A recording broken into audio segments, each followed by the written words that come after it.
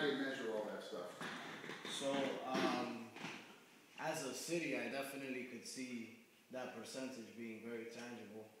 But as far as what's happening in Movement City, it's a different experience. We have a particular behavior and expectation in Movement City where college is the norm. Higher education is the norm, and we're gonna make sure that you get it. So I want to say that that percentage is a lot higher. How we track that, right now we use a program called Salesforce.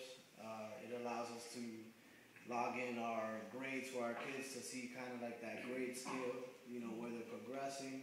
We put in the information as far as what's going on emotionally in their home, in school, everywhere else, because it's important that we see what our kids are doing, not only academically. We don't treat them like a number. We treat them like people with names and people that are really trying to grow. So that process is very grassroots, and it allows us to be very efficient. So a lot of our kids, we always have kids going to the schools they want to go to. It's about 95% of our kids go to college. That's amazing. That's unbelievable. Yeah, that would be the number. I have a follow-up question to that. So how do you stay on top of tracking that data without it being case management? That's something that we are struggling with in our organizations. There's this perception, or we're trying to get away from doing case management to it being more like this. And what does that look like for you in terms of tracking that information? What are the expectations that you create for your kids around getting those grades and following up with them and making sure they're doing well in school, or do you not go to that level? What is the extent of it? Of course. Well, me personally, I have a commitment with our neighboring school, which is the Leonard Public School. And as far as tracking and the case management, as far as that process goes, we don't really put it on our kids that they have to meet a certain quota or a grade for us. It's more like, for you, this is what you need to reach, even though we have an understanding that we want to make sure that they're doing well.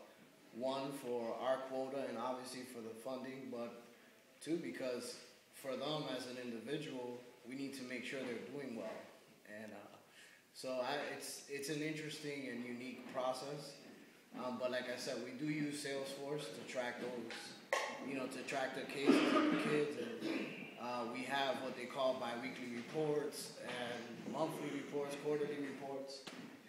And that's kind of how we track our kids as far as data goes.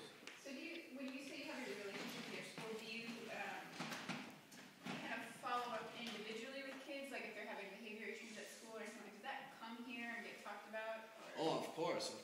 Just this year, 3 of my kids got into a really bad fight. And we had to deal with like the police and those things. But yeah, I have to be there, and I deal with my kids individually. I'm committed to 12 kids at the Leonard School, 12 8th graders who are transitioning into high school. So how many kids come altogether from that school? 24. Because I'm the mentor for the 8th graders, and then there's another mentor for the 7th graders, and we're committed to 12 each.